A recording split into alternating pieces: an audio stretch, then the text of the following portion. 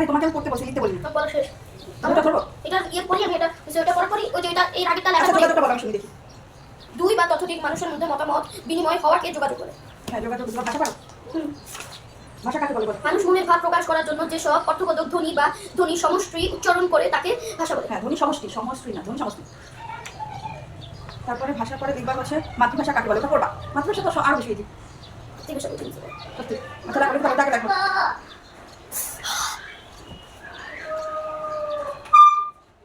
মাতৃভাষা সবচেয়ে ইজি। তুমি হচ্ছে মামা যেটা বলবে তার ওটা বলতে হবে, এটা হচ্ছে তোমার অভ্যাস। ঠিক আছে। এটা কি মামা? কোনটা? এটা তো বাইরে শব্দ হচ্ছে, বাইরে কাজ করে। ওটা নেই কাজ। তাহলে এটা কাজ করবে। হ্যাঁ এটা কাজ করবে। ওটা এটা কাজ করবে। এটা মামা কইলে কাজ করবে। হ্যাঁ তুমি গোসল করবে? তাই তাহলে না এখন করি, চলো পানি গরম দিয়েছি, চলো গোসল করি।